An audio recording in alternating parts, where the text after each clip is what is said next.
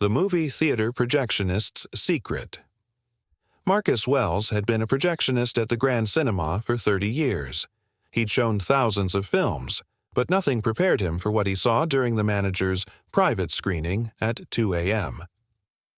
Children, young children, and in the audience, the mayor, the police chief, the school superintendent. Marcus's hands shook as he realized he was projecting evidence of the town's darkest secret. The Grand Cinema was a relic from another era. Built in 1932, it had survived the multiplex invasion by becoming a boutique theater, showing art films and hosting private events for Riverside's wealthy elite. Marcus had worked there since he was 28, learning the trade from his father who'd been the projectionist before him. He knew every inch of the building, every quirk of the projection equipment, every shadow in the old theater. For 3 decades, he'd been the invisible man in the booth, bringing stories to life on the silver screen. He'd shown everything from silent films to the latest digital releases, from children's matinees to midnight horror marathons. The job wasn't glamorous, but it was steady, and Marcus took pride in his work. A perfectly focused image, properly framed, with crisp sound. That was his art. The private screenings had started 5 years ago when Harold Brenneman became the theater's manager. Brenneman was young, ambitious, with connections throughout Riverside's power structure. He'd transformed the struggling Grand Cinema into a profitable venue by courting wealthy patrons and hosting exclusive events. Marcus, Brenneman had explained when the first private screening was scheduled, some of our premium clients want absolute privacy for their events. No staff except you in the projection booth. They'll handle their own concessions, their own hosting. You just run whatever they bring. Can you do that? Marcus had agreed. What choice did he have? Jobs for 58-year-old projectionists weren't exactly plentiful. Besides, the private screenings paid double overtime. With his wife, Sarah, battling cancer and medical bills piling up, he needed every dollar. The first few private screenings were unremarkable. Corporate presentations, family reunion videos, vanity projects by wealthy amateurs who fancied themselves filmmakers. The clients would arrive after the theater closed, always through the back entrance. Marcus would receive an unmarked canister or digital drive, run the content, and leave quietly when it ended. No interaction required. But something changed 2 years into the arrangement. The screenings became more frequent, always on Monday nights, always starting at 2 a.m. The same group of men attended each time. Marcus recognized them through the projection window, though they never acknowledged his existence. Mayor Robert Klein, Police Chief Thomas Bradley, School Superintendent Dr. James Morrison, Judge William Hartley, City Council members, business leaders, the pillars of Riverside society. And the films changed too. The first time Marcus saw what was really being screened, he thought it was a mistake. The film quality was poor, clearly amateur footage. But as the images focused, his stomach turned. Children. Not actors. Real children in situations no child should ever experience. He'd stopped the projector immediately, his hands shaking. Brenneman had appeared in the booth within seconds, his usual friendly demeanor replaced by something cold and dangerous. "Is there a problem, Marcus?" This is. I can't show this. You can, and you will." Brenneman's voice was quiet but carried unmistakable threat. "Unless you want to explain to your wife why you're suddenly unemployed, without insurance, while she's in chemotherapy. This is illegal. Those are children. Those are films. That's all. You're a projectionist, not a critic. Do your job or clean out your locker. Your choice." Before we continue this disturbing revelation, where are you watching from today? Drop your city in the comments below. And if you believe that evil can flourish when good people stay silent, hit that subscribe button. Justice. System USA brings you stories that expose corruption at the highest levels. Marcus had made his choice that night. He'd restarted the projector, staring at the wall behind the screen, trying not to see what he was showing. He told himself he needed the job, needed the insurance, needed to take care of Sarah. He told himself that refusing wouldn't stop these men. They'd just find another projectionist, another theater. He told himself a lot of things to get through that screening and the ones that followed. Every Monday became a descent into hell. Marcus would arrive to find the film canister waiting, would load it without looking, would run it without watching. He'd turn the booth lights up bright, focus on paperwork, anything to avoid seeing what flickered across the screen below. But he couldn't block out the sounds. He couldn't unsee what glimpsed accidentally. He couldn't unknow what he was facilitating. The men in the audience were careful. They never spoke during screenings, never left evidence of their attendance. Payment for the theater rental was always in cash, handled by Brenneman. The films themselves were collected immediately after each screening, taken away by someone Marcus never saw clearly. Marcus tried to rationalize his complicity. These weren't local children, he told himself. The films were clearly made elsewhere, probably overseas. He wasn't creating the content, just displaying it. If powerful men wanted to watch illegal material, how was that his responsibility? But the rationalizations crumbled against a simple truth. He was helping. Every Monday, he was helping. Sarah's cancer went into remission, then returned with a vengeance. The treatments became more aggressive, more expensive. Marcus took extra shifts, worked every holiday, saved every penny. When Brenneman offered him a raise specifically for his discretion and professionalism during private screenings, Marcus took it. He hated himself for it, but he took it. 3 years into the nightmare, Sarah passed away. Marcus sat beside her hospital bed, holding her hand as she slipped away, and realized he'd sold his soul for nothing. The insurance, the treatments, the desperate scramble for money, none of it had saved her. He'd become complicit in the worst kind of evil, and for what? The grief nearly destroyed him. Marcus started drinking, heavily. He'd stumble into work, run the regular films on autopilot, then drink himself unconscious to avoid thinking about Monday nights. He stopped eating regularly, stopped caring for himself, stopped pretending he was anything other than what he'd become, an accomplice to monsters. But even in his darkest moments, Marcus couldn't bring himself to quit. The job was all he had left, the projection booth his only refuge. And somewhere in his alcohol-soaked mind, a plan began to form. If he couldn't stop the screenings, if he couldn't save those children on the screen, maybe he could do something else. Maybe he could gather evidence. It started small. Marcus began, noting exact attendance at each screening, memorizing faces, documenting dates and times. He repaired an old film camera his father had left him and positioned it to capture the audience through the projection window. The quality was poor, the angle limited, but it was something. Then he took a bigger risk. Using skills learned from decades of handling film, Marcus began making copies. Not full films, that would have been noticed, but segments, spliced and duplicated during reel changes, hidden among his personal belongings. He told himself he was gathering evidence for when he finally found the courage to act. The breaking point came on a humid Monday in September. Marcus loaded the film as usual, started the projector, tried to ignore what was playing. But something in the audio caught his attention. A young voice speaking English with a distinctive accent. A Southern accent. An American child. Against every instinct, Marcus looked at the screen. What he saw destroyed his last defense mechanism. The child in the film was wearing a school uniform, a uniform he recognized.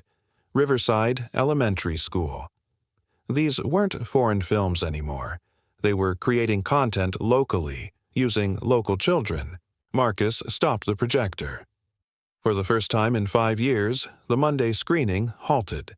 He could hear murmuring from the audience below, then footsteps on the stairs to the projection booth. Brenneman burst through the door, face flushed with anger. "What the hell are you doing?" "I'm done," Marcus said quietly. "I can't do this anymore." "We've been through this, Wells. You don't have a choice." My wife is dead. I've got nothing left to lose. Brenneman's expression shifted, calculating. You have more to lose than you think. Your reputation, your freedom. 5 years of running these films makes you as guilty as anyone. Who do you think the police will believe? The respected business leaders of this community, or the drunk projectionist, with illegal films in his possession? It was a valid threat. Marcus had made himself complicit, gathered evidence that implicated him as much as them. But the image of that Riverside Elementary uniform had broken something in him. Or maybe fixed something that had been broken for too long. I'll take my chances, Marcus said. Where are you watching from? This story is about to reveal how one man's courage exposed a network of powerful predators. Share this video to spread awareness about institutional corruption. Subscribe to Justice System USA for the shocking conclusion. Brenneman left the booth and Marcus heard him addressing the audience, apologizing for technical difficulties, promising to reschedule. The men filed out quietly, but Marcus caught their expressions through the window. Mayor Klein looked annoyed. Chief Bradley seemed suspicious. But Superintendent Morrison, his face showed something else. Fear. Marcus waited until the theater was empty, then gathered his evidence. 5 years of documentation, dozens of film segments, photos of the audience, names, dates, patterns. He packed it all into a box along with a letter explaining everything and drove to the one place he thought might listen, the FBI field office in the state capital, 2 hours away. He didn't trust local law enforcement. How could he, when the police chief was part of the audience? But federal agents with no connection to Riverside's power structure, might be different. The young agent who interviewed him, Special Agent Lisa Chen, listened with growing alarm as Marcus laid out his story. When he showed her the film, segments he'd copied, she immediately called in her supervisor. Within hours, Marcus was in a safe house, his evidence secured in an FBI lab, and a federal task force was being assembled. Mr. Wells, Agent Chen said, what you've done is incredibly brave. But I need to be honest with you. These men will try to destroy you. Your past participation makes you vulnerable. Are you prepared for that? I should have done this 5 years ago, Marcus replied. I let my fear and my wife's illness turn me into a coward. Those children on the screen, they deserved better. Maybe it's too late for them, but maybe not for the next ones. The FBI moved fast, but carefully. They needed more than Marcus's evidence. They needed to catch the network in action. Marcus agreed to wear a wire and return to work, pretending nothing had changed. The Monday screening was rescheduled for the following week. Those 7 days were the longest of Marcus's life. He went through the motions at work, projecting the regular films, maintaining his routine. But he noticed things. Cars following him, phone calls with no one on the line. Brenneman watching him constantly, suspicion clear in his eyes. Sunday night, Agent Chen called. We're ready. Tomorrow's screening will happen as planned. Just do your job, act normal. We'll handle the rest. Marcus arrived Monday night to find the theater full of tension. The usual attendees were all present, but there were subtle differences. More security than usual. Men in suits standing by the exits. The audience seemed nervous, whispering among themselves. And Brenneman stayed in the projection booth instead of leaving as usual. Just making sure everything runs smoothly, he said, but Marcus could see the gun poorly concealed under his jacket. The film canister felt heavier than usual. Marcus loaded it with trembling hands, aware of Brenneman's eyes on him, of the wire taped to his chest, of the federal agents supposedly waiting outside. He started the projector. The images that appeared were worse than anything he'd seen before. Young children from Riverside Elementary, their faces clear and recognizable. Some he'd seen around town, innocent kids whose parents trusted the very men sitting in the audience below. The horror of it, the sheer evil of using their positions to access and exploit these children, made Marcus physically ill. That's when he noticed something else. A new attendee in the audience. someone he recognized, but who'd never been to a screening before. It was Dr. Alan Harper, the pediatrician who'd treated half the children in Riverside. The network was expanding. "Impressive, isn't it?" Brenneman said quietly. "Dr. Harper provides access to potential subjects. Superintendent Morrison identifies vulnerable families. Chief Bradley ensures no investigations. Judge Hartley handles any legal complications. And Mayor Klein—" He smiled coldly. "Mayor Klein has connections to similar groups in a dozen cities. Riverside is just the beginning." Marcus felt the wire against his chest, praying it was capturing every word. "And what about the children? What happens to them?" "The lucky ones. Just end up on film. The unlucky ones." Brenneman shrugged. "There's always a market for those who want more than videos.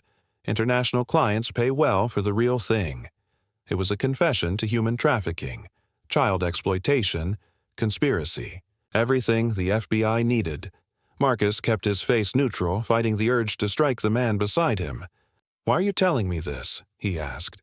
"Because after tonight you won't be telling anyone anything." Brenneman pulled out his gun. 5 years of loyalty bought you time, Marcus. But that ended when you stopped the projector last week. After the screening, you're going to have an accident. Drunk projectionist falls down the stairs.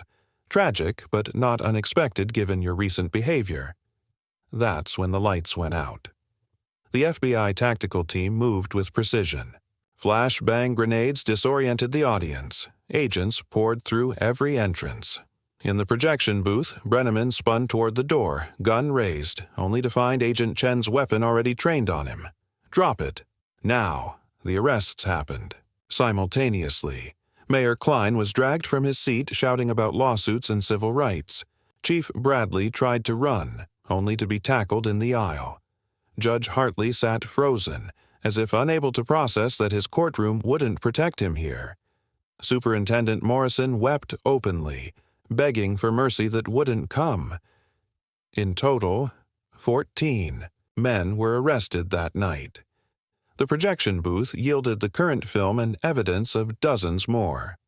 Brenneman's office contained records dating back years, client lists, payment schedules, and, most horrifyingly, a catalog of children who'd been featured or sold. Keep watching for the trial that exposed the largest child exploitation ring in state history. Share this video to protect children in your community. Subscribe to Justice System USA for more stories of justice against impossible odds. The trials dominated headlines for months. Marcus testified for days, detailing his role, his cowardice, his eventual decision to act. He held nothing back, accepting responsibility for his years of complicity while providing crucial evidence against the network. "I was a coward," he told the court. "I convinced myself I was protecting my dying wife, but I was really protecting myself. Every child in those films, every victim of these men, I failed them. I can't undo that, but I can make sure their abusers face justice." His testimony, combined with the FBI's evidence and the horrific content of the films, resulted in convictions across the board. Mayor Klein received life without parole. Chief Bradley, Judge Hartley, and Superintendent Morrison each got 42, 60 years. Brenneman, as the facilitator, received 80 years. The other attendees received sentences ranging from 25 to 50 years. But the investigation didn't stop there. The client list Brenneman had maintained led to arrests in 6 states. The international connections he'd bragged about were pursued, resulting in a joint operation with Interpol. In total, over 200 people were arrested worldwide, and 89 children were rescued from active abuse situations. Marcus himself faced charges for his role in the screenings. The prosecutor, recognizing his eventual cooperation and the crucial evidence he'd provided, offered a plea deal: 5 years probation and 1,000 hours of community service. The judge, while acknowledging Marcus's eventual heroism, reminded him that his silence had enabled years of abuse. Mr. Wells, you eventually did the right thing, but those children suffered while you remained silent. Heroes act immediately, not after years of complicity. You're no hero, but you're no longer a villain. Use your remaining years to earn. Redemption. Marcus accepted the sentence gratefully. He sold his house, moved to a small apartment, and dedicated himself to community service. He spoke at schools about recognizing predators, worked with abuse prevention organizations, and testified before Congress about the need for stronger protections for children. The Grand Cinema was shuttered, eventually demolished. On its site, a memorial garden was planted, dedicated to the survivors of the Riverside exploitation network. No names were listed. The victims deserved privacy, but a plaque read, "In memory of innocence stolen and in hope of justice delivered."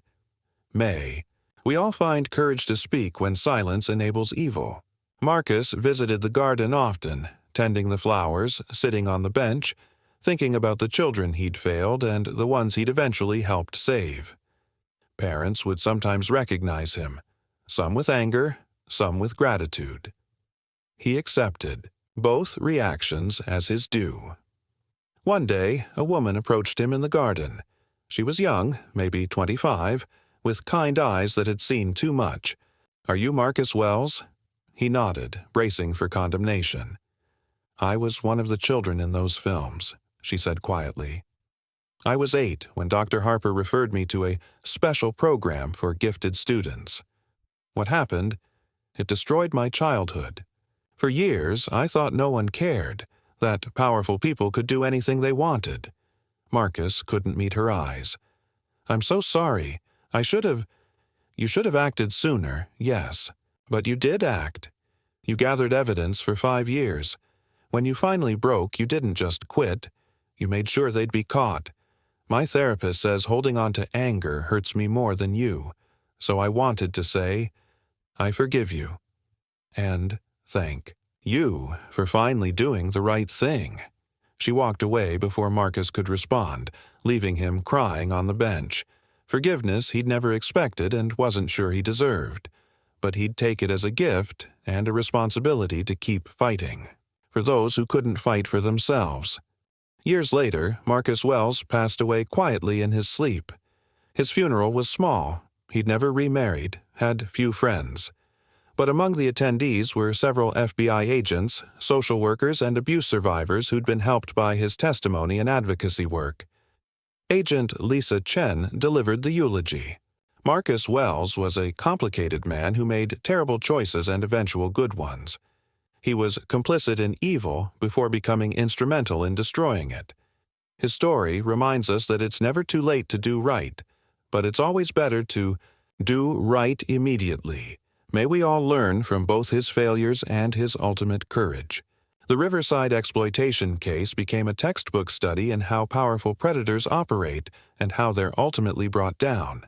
It led to new laws requiring background checks for anyone working with children, mandatory reporting requirements for suspected abuse, and federal oversight of local law enforcement to prevent corruption. But perhaps the most important legacy was the reminder that evil flourishes when good people stay silent. Marcus Wells stayed silent for 5 years, enabling horrors he could have stopped. When he finally spoke, his words brought down a network of predators and saved countless children. In projection booths across the country, a new ethics training includes the Wells case. Projectionists, like all citizens, are reminded that they have a duty to report illegal content, regardless of who's watching or what it might cost them. The screen may be silver, but the choices are black and white. Protect children or protect predators. Marcus Wells spent 5 years protecting predators, and the rest of his life trying to atone. His story stands as both a cautionary tale and a beacon of hope. It's never too late to do the right thing, but every moment of delay has a cost measured in innocence lost. The children in those films, now adults, have mostly chosen privacy, but a few have spoken publicly about their experiences and the mixed feelings they have toward Marcus Wells. He was complicit in their abuse, but he was also the reason their abusers were caught. They struggle with forgiveness, with anger, with gratitude, with healing. One survivor perhaps summed it up best. Marcus Wells wasn't a hero. Heroes don't wait 5 years while children suffer. But he wasn't a complete villain either. He was a flawed, frightened man who eventually found courage. That's not enough, but it's something. And sometimes, something is all we get.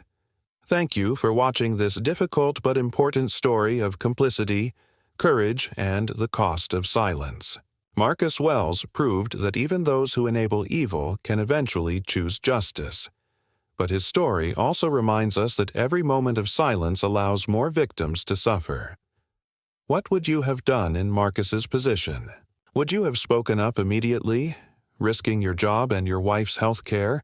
Or would fear have kept you silent too? There are no easy answers, but let us know your thoughts in the comments below. If this story moved you, please subscribe to Justice System USA. Hit the notification bell. Share this video with others who need to understand that staying silent in the face of evil makes us complicit in that evil. Where are you watching from today?